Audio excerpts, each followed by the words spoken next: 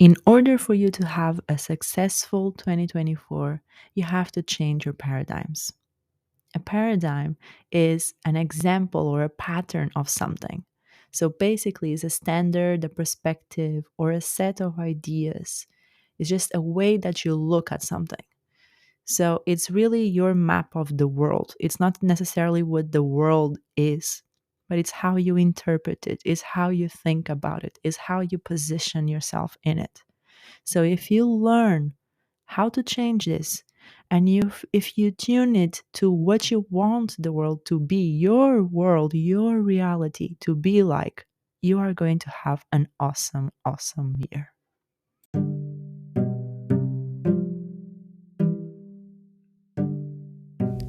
Hello, welcome to another episode of the Mindful Introvert podcast.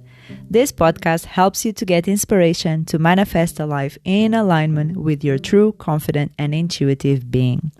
I'm Jo from mindfulintrovert.com, an inner peace and abundance coach, and my purpose here is really to help you slow down, look inwards, and create a more peaceful life by learning to trust your intuition and exploring your spirituality at a soul level. Ready to be empowered? Let's get on with the episode.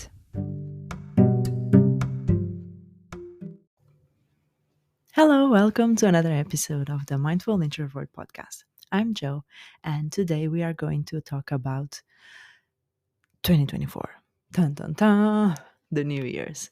And today's topic is not about resolutions, or it's not about creating these amazing goals that you are going to achieve. Well, it can be, but what I wanted to talk about on today's episode is really to explore how to change your mindset to create a 2024 that is more successful. And I'm going to do this alongside you because there are a lot of things in my life that I have been playing small, becoming relatable, and I'm not going to achieve higher levels of my life. I'm not going to be able to up-level my life if I continue to accept that belief to be true for me, and that I need to continue to live like that, you know?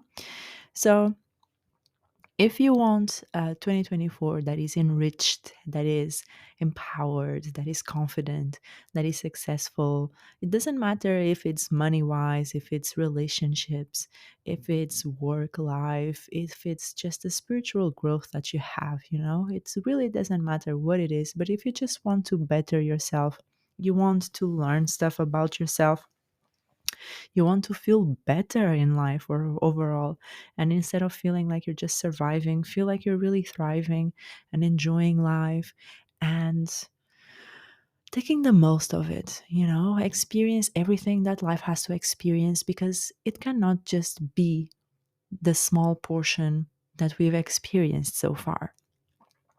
So that's the premise of this episode, is really to help you become aware of some limiting beliefs that you might be having and creating new beliefs, because you can create goals all you want. You can create new goals all you want for the next year. If you don't have the strong mindset, you are not going to get there. You're not going to achieve your dreams if you are not going to have a very strong mindset. So it's definitely time to create that strong mindset and start believing different things.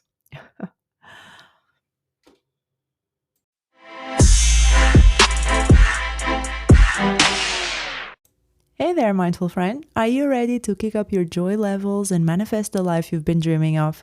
Get ready for the Manifesting Bliss Workshop, a one-day journey to unlock your inner joy, set powerful intentions, and make positive changes in every aspect of your life. Join us for a day of expert guidance, practical tools, and a supportive community.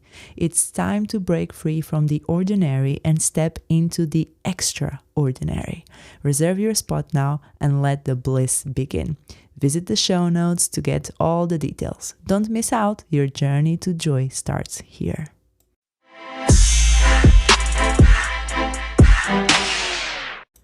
So I want to demystify this whole thing of paradigms.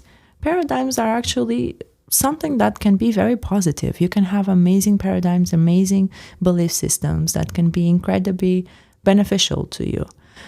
Problem is when you are unhappy with something in your life and you want to change it, and you don't change your paradigms. You just change maybe your actions, your behaviors. And at the end of the day, those won't last because you are going to be captive of your own belief system. So it's important to understand the role of paradigms in your life. What exactly are your paradigms? What rules do you have to live your life, if they're truly yours to begin with, if they are made by other people, maybe your parents, maybe society. It's really important to understand what the paradigms are and how you can begin to shift them. So navigating change in 2024 can really be difficult, scary, challenging, or it can be challenging in an uplifting way, motivating way for you to do things that are outside of your comfort zone, that maybe will take you to amazing, beautiful destinations.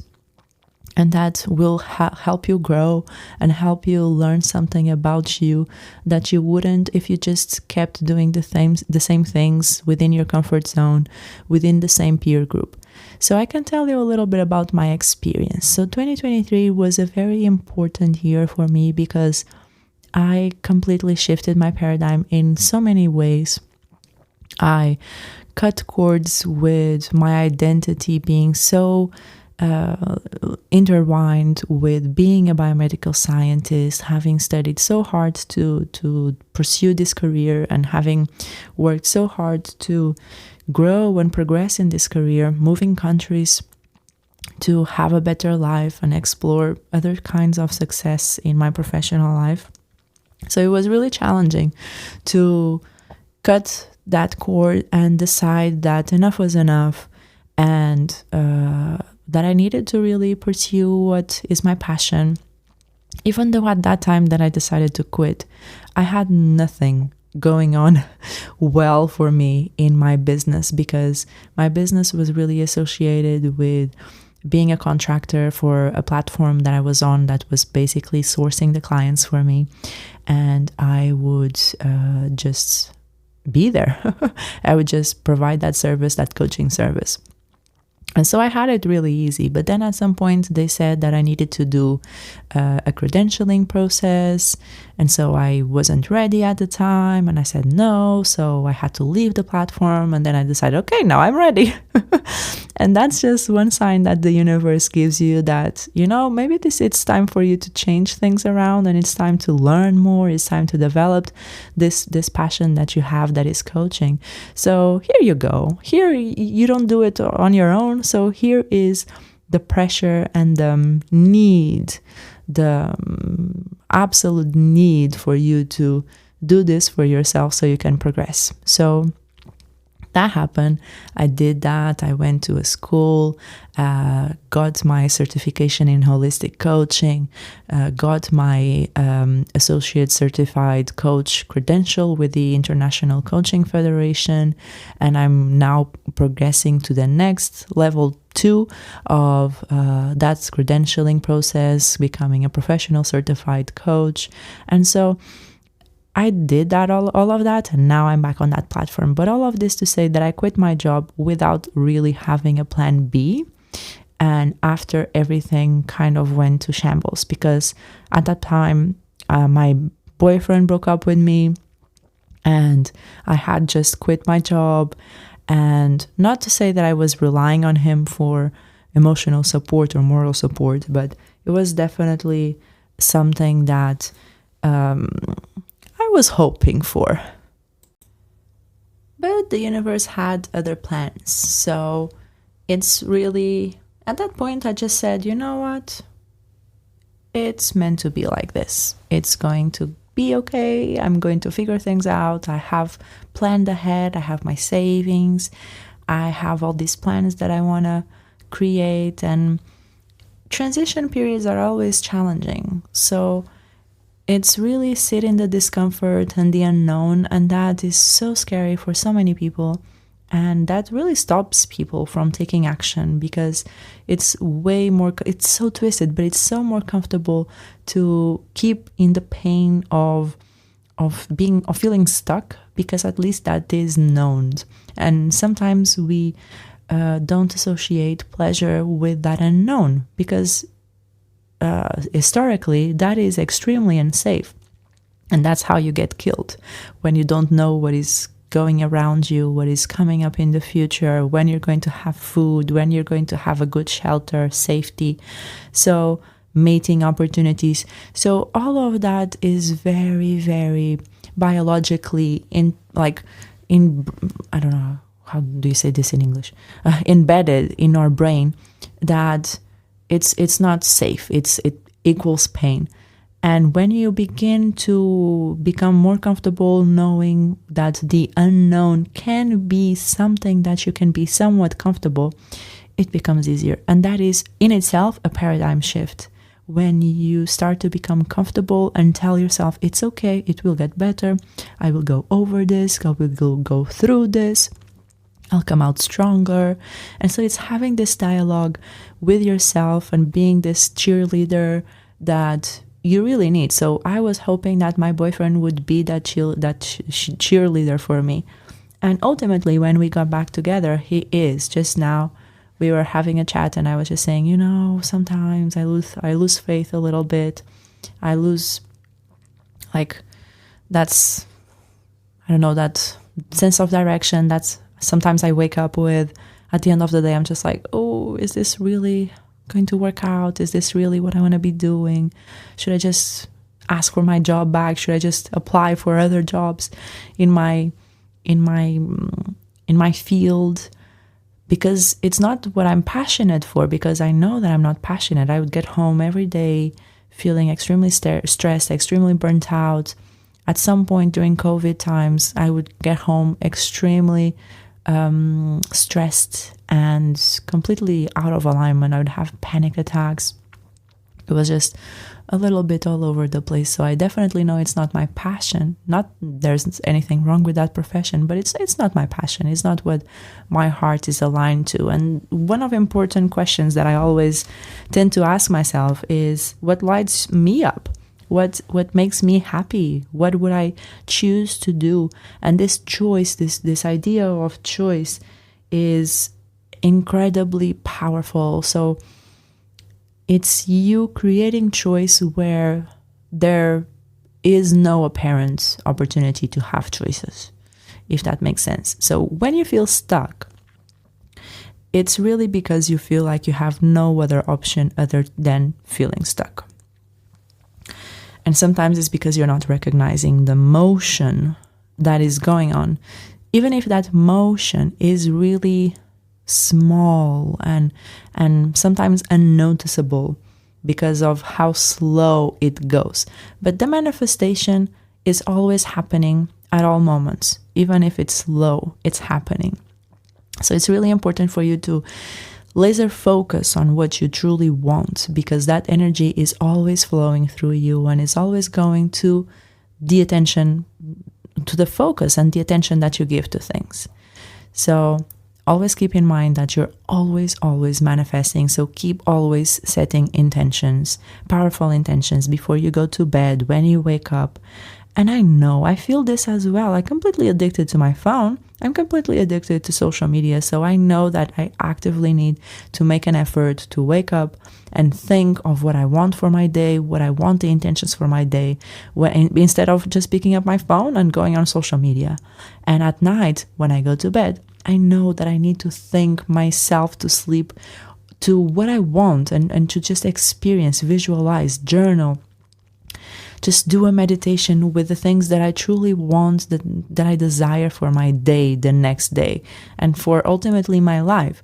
And so that's exactly what I want you to start considering doing in 2024, because many people have these resolutions of going to the gym, and they sign up and they write these huge letters of amazing goals that they have for themselves, and they begin to take action on those goals within, like, I don't know, the first week, 2 weeks of January, and then they lose track of things because they lose the momentum, they lose the motivation, because they don't change this paradigm shift. They don't change how they communicate with themselves. They don't change the questions they ask themselves.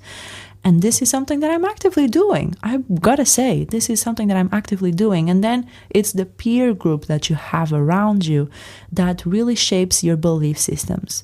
So if you have a peer group that is more or less homogeneous, meaning that is more or less at the same level of life that you're in, financially, professionally, all of those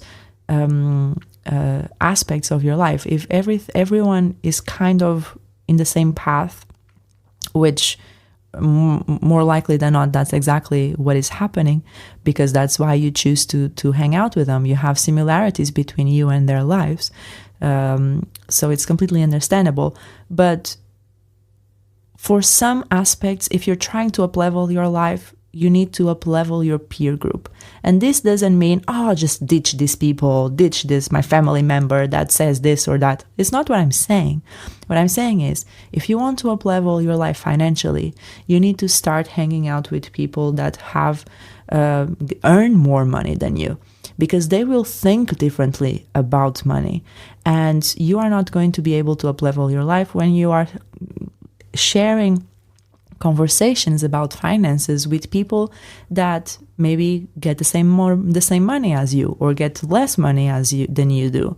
And so for you to be talking about getting more money, manifesting more money, creating more opportunities to make more money, maybe becoming an entrepreneur when they are working corporate or working 9 to 5, being an employee, not that there's anything wrong, but this duality between you and them, this difference in your life is going to potentially have you settle and have you stop playing big, stop wanting to up-level your life because you're trying to be relatable to them. You're trying to keep that relationship going, because sometimes you fear that if you have success in your life, if you get a lot more money than them, you will stop being friends with them. And that may be the case, that may not be the case, but for you to stop your success and self-sabotage in order for you to not lose that relationships, it's really unfair, because first of all, you don't even know if you would lose those relationships for sure. It's not an absolute certainty that you would lose those relationships if you got more money. So you're really risking losing an awesome opportunity of creating more wealth for you, more financial abundance, because you don't want to stop. You don't want to not be relatable. You don't want to not be at the same bracket of finances that these other people in your peer group are. And that's completely understandable. It might be that you want them to like you the same. It might be that you don't want them to perceive that you're changing, because for some people that is very scary. When we see others change, somehow, if you are insecure about yourself, you are going to start feeling inadequate yourself.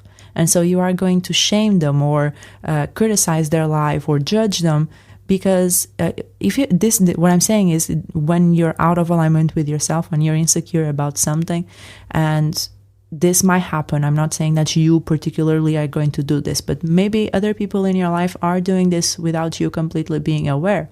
So it's really understanding that maybe they are judging you, they are criticizing you, not so much because they're jealous. A lot of people say, they're just jealous. It might not even be that. It might just be that they're scared that you will change. Somehow they have associations in their mind that more money equals more arrogance, less humility. That's definitely an association that I have. So that's my paradigm shift that I need to create, because there I am thinking that if I get more money, if I get more success, I'm going to become arrogant, I'm going to become selfish, and I'm going to become not humble, and I'm going to lose friendships and lose connection with people that I love. And I know, and this is a lot of inner work that I've been doing, that that's not true. Money only makes what you already are even more strong. So if you're arrogant, you're going to be even more arrogant with more money. So I know that that's not who I am. Yes, sometimes I might be perceived as confident and assertive, but I know to my core that I'm quite humble. I'm quite nurturing in nature, so I'm not going to be arrogant. So for me to stopping my success in fear of people judging me, thinking, oh, who does she think she is? Now talking about money, now charging £5,000, whatever, So it's really about that fear of judgment, fear of rejection. And sometimes when you are up-leveling your life and these people are not yet ready to up-level theirs and follow you and be inspired by you and being supporting you, that can make them feel like they need to put you down so that somehow they continue to either be better than you or feel superior or feel like you're at the same level. And there's no competition, because that's, again, is the biology of our brain. It's still very based in competition and being the better person, being good and having the upper hand. Unconsciously, a lot of people experience this as well. So don't just ditch people completely because they have a not so much positive interaction with you. Maybe try to see their side of the story, see how they potentially feel, and it can be a fearful reaction. At the same time, don't let that stop you having healthy boundaries, and say if this is not something that you enjoy in your relationship, mention it and have this communication, this open line of communication, because that's how you're going to maintain that connection and that love and that relationship with people based on honesty and integrity and authenticity, because it can even be that you can inspire. Maybe your role is to inspire people. So something to consider when you're trying to change your paradigm is really become aware of all these little webs that happen between people and these reactions that you perceive to be something that in essence is truly not. So yeah, pay attention to that in this upcoming year and how you are really stopping your success. If you lose weight, what does that mean? You will become maybe more attractive, and then you don't want to attract attention because maybe that's not safe for you. You don't feel comfortable having eyes on you and having people admire your beauty or your body shapes. Or so a lot of people become very big because somehow that equals safety. When you're bigger and when your forms are not really, how do I say this in English? Like when your body is not really sculpted per se and fit, that way it's almost like you have a mask over yourself and you're protecting yourself from being truly seen and admired. So it's really understanding what is truly underneath all of these belief systems and all of the things that really stop you from achieving the things that you want to, and associating how you are giving pleasure or giving this pain, like feeling this pain or feeling this pleasure, how you are perceiving this pain and this pleasure. Because for many, many years, I associated quitting as an incredible pain, in the sense that I would then not have an income, and that is painful because then I don't have money to pay my bills, and then I can lose my house, and all of these situations that can be very difficult to deal with.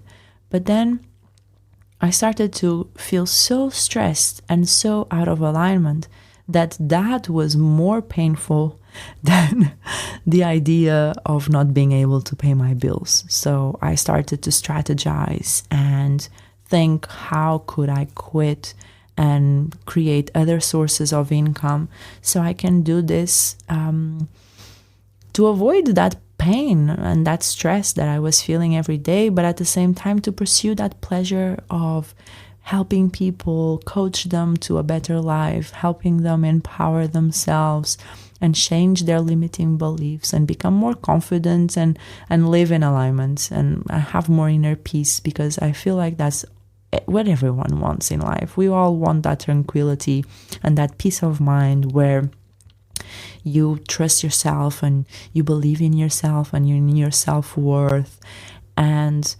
life is, you feel more resilient and you feel more in control of your destiny and in control of your reality, because you just feel more empowered, you know? So yeah. And then I would just say accept things, because I found that this year was a year that I discovered that I was gaslighting myself. And this is very toxic behavior. And it was even more toxic because I wasn't aware that I was doing this to myself. So I tend to be someone, or I have been in the past, that I would feel something that I didn't want to feel, and I would shame myself saying, you shouldn't be feeling this way, there's no reason for you to be feeling this way. So I can tell you that just last week, 2 weeks ago, last week, I was just in a coffee shop. I was having an amazing brunch, having an amazing time back in Portugal. It was a sunny day, warm day. I was just working on my computer, writing blog posts, writing social media posts. And I was thinking, I was feeling guilty because I see so many people in the world going through so many hardships, having to work so hard, 12-hour shifts. And here I was just happily having my brunch on holiday, working on my computer, doing blog posts. And that just felt so simple. I don't even know how to describe it, but I felt that guilt. But last week I was already able to recognize, okay, I'm feeling this emotion, and I'm starting to begin to think that I shouldn't be feeling this way. So I stopped myself, because I know that's exactly the essence of gaslighting yourself into believing that you should be feeling something else, when in fact you are experiencing exactly what you need to experiencing, and you need to learn from it, you know, and process it through, allow it through, go through it, because that is key, is go through it, because that's how you're going to grow. That's how you're going to go over it, because you cannot just erase that it's happening. You cannot just forget and distract yourself with social media or food or sex or alcohol or drugs, because that's what a lot of people do. And it works out for them until it doesn't. So I realize, okay, I'm feeling this and I don't want to be feeling this. Okay, so what do I want to feel instead? I want to feel grateful that I'm having this life and that it doesn't take away of anyone's life. I'm not being financially dependent on anyone. I am not taking away anyone's money or anyone's opportunities. So it's really centering how I want to feel, how my experience can be, so that I can be myself and be the best self that I can, so I can help those people, inspire them, or actually help them, give them money when I'm eventually in a financial position that I can give money to charities or support causes that I believe in. Or so it's really a matter of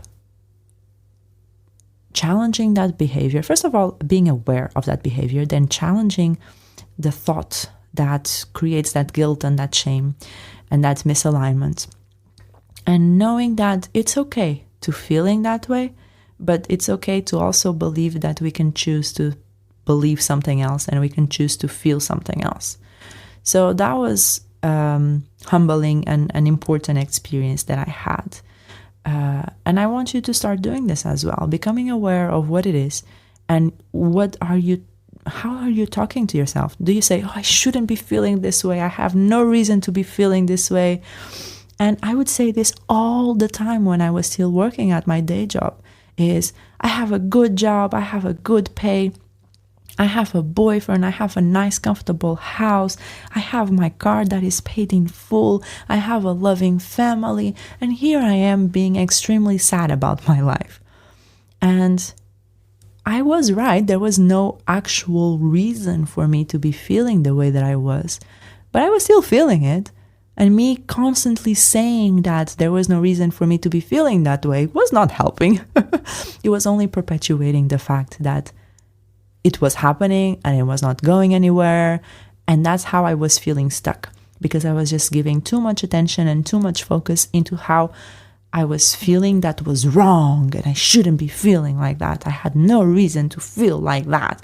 And it was just a little bit all too much. And I'm sure that for people around me, it was extremely annoying to always have this conversation and always having to try to calm me down, and because I didn't like myself, and I had that in my mind saying, I don't like myself, I don't like who I am being right now, I don't like what am experiencing, and not so much what I was experiencing, because that's fine, but I didn't like myself that I was making myself feel guilty and making myself feel inadequate because I was experiencing something that I didn't want to experience, and that I felt like it was my responsibility to change it and I didn't know how to change it. It was just all so messed up. I'm glad that it passed. It passed with time. It passed with me constantly wanting to do better, be better. But the key aspect was for me to take a step back, cry myself a lot, cry, and becoming so tired of feeling sorry for myself and feeling inadequate that I said, you know what? It's time to change this. I'm tired. I'm annoyed at myself. So how can I love myself more? And that is a very empowering question and powerful question. How can you love yourself more? How can you accept how you feel more? How can you accept who you are more? Even though I don't think these feelings are who we are, not necessarily your emotions, your thoughts are who you are, but they definitely shape you. So accept them when they come. At the same time, let them go. Say hello, goodbye. Let them stay for the minimum amount of time that they need to stay for you to process them, and let them go fully. Not to never have them come back, because there are always things that happen in our life that makes us feel sad, anxious, stressed, whatever, frustrated. But when you become more and more comfortable saying hello, allowing them to stay a little bit, and saying goodbye, it just gets easier. Gets easier and faster process each time they come, because you know that it will get better soon. There's a light at the end of the tunnel, and that's not who you are. And even though that might be your present moment, that's not your future, or it doesn't have to be. Even if it was your past, it doesn't have to be your future. You can change it. You can change it right now. It's within your power. So feeling stuck is when you believe that you cannot change it. So when you believe you can change it, even if just 1% tomorrow, 1% today, 1% each day, like James Clear says in his Atomic Habits book, which is a great book, by the way, definitely recommend it. If you change 1%, at the end of 1 month, 2 months, 3 months, it will have seemed like nothing. It will have seemed effortless. You will look back and you'll say, you know what? That's wild that I felt that way. Look at me now. Look how empowered I feel. Even though my life might not be exactly where I want it to be, look how much I grew, and look how much I learned from this. So how can you love yourself more? How can you allow yourself more? Give yourself the permission, give yourself the grace that is necessary for you to love yourself more. And this is really overcoming resistance to change. And that's really what is necessary to move from feeling stuck to get clarity on your next steps in life. Because you don't need to know exactly where you're going and your ultimate goal. You can take baby steps. And you can take them slowly, one day at a time, one step at a time. And I am really having to take this advice for myself because I'm someone that wants things for yesterday, you know? If I want something happening, I really want it to happen today, to yesterday. I want it fast. I want it just like that. But life is not like that. And I know that one day I will be a best-selling author. I know that I will be talking to amazing people on a stage, and I will be traveling the world and having a bunch of experiences that I want to travel and I want to do, and I want to support my family, and I want to give back to my community. I want to give back to charities and so many things that I want to be doing, but it's ultimately who I am being that makes a difference. And it will take time. And if I'm not patient, I will never get in tune with the frequency of receiving the things that I want. Ooh, that was some big advice for me right there. Maybe it's for you as well if you're listening to this. Is being patient with yourself. Because things will come. That passion and that emotion that you feel towards things, you wouldn't be feeling them so strongly if they weren't for you. They are for you. They are in your mind. They are in your heart. So they will happen. At the same time, you got to take action. However small it is, you got to take action. So release that resistance, just surrender. I know, oh my God, believe me, I know surrendering is so difficult. And it is both a passive and an active action. It has moments where surrendering is truly saying, I am just going to take a nap and I'm just going to process my energy like that. And it is other times where surrendering is stop getting into an argument and stop draining your energy that way. And other times surrendering is changing courses on the path that you're taking in life, changing your opinion on something.